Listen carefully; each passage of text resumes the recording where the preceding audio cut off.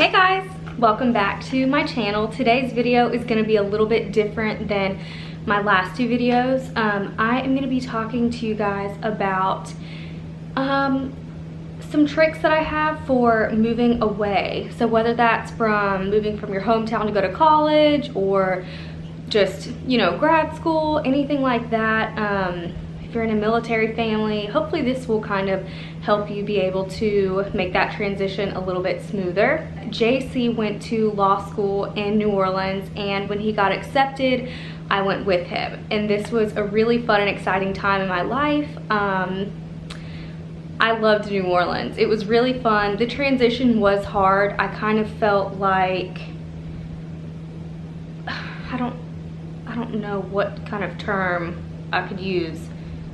I just felt out of my element. That's it, out of my element, because there were just so many different things that I wasn't used to.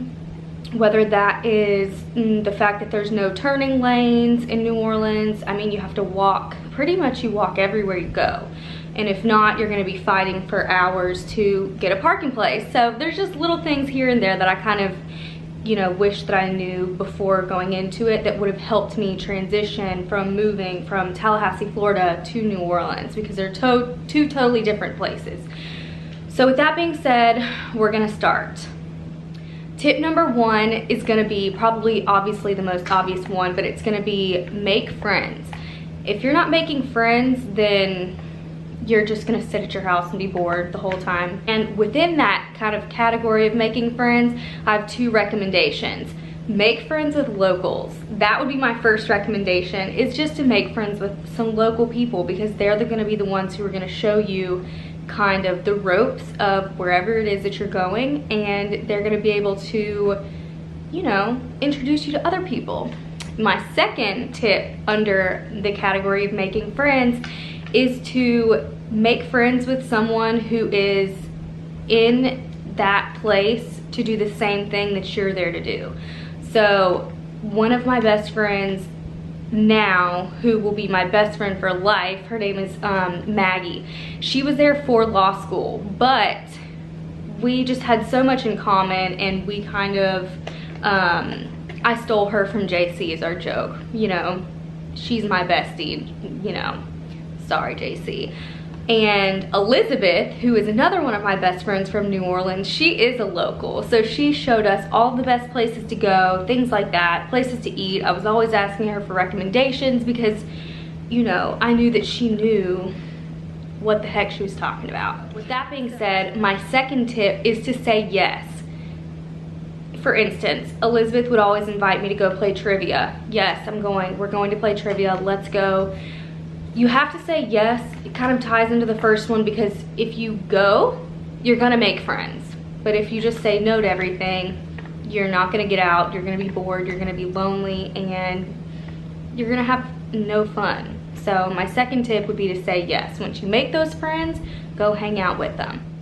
My third tip is gonna be to set goals for yourself. You need to set goals for yourself, because if you're just worried about everyone else, what they're doing, what they're accomplishing, you know, that can be really hard on you, especially if you're away from your friends and family. You need to set goals, occupy your time with things that you need to get done for you. And that's just a tip for life in general. So my next tip is, if you can, if you're in a place where you can work and get a job, I mean, most of us have to have a job regardless, I did, but if you're in a place where you are in school or moving somewhere for school, try to get a job if you can. I worked at two places, and actually the first place I worked is where I met Elizabeth, which was my local bestie in New Orleans. And the second place I worked is where I met my two other best friends, and I'm just so blessed that I took that job, because had I not, I would have not met some of my best friends from New Orleans who I'll be friends with forever. The next tip I have is travel home as often as you can, or have friends come and visit you. Once you have gone through the motions, you've learned a little bit more, you've said yes to go get out, you can now take them to, you know, all the cool spots that you found, and go home as well, because that's just important. You need to go home and see your family. The last tip I have is to document. you have to document as much as you can, because otherwise you're definitely going to regret it. That's something that I did. I have hundreds and probably definitely thousands of photos from New Orleans and from my time there, and it was so fun. I'm just going to try to drop a couple clips here of the people that I've been talking about, because they're just, you know, they have a special place in my heart, because there were tough times. You know, that's another thing. When you move somewhere, the tough times don't stop.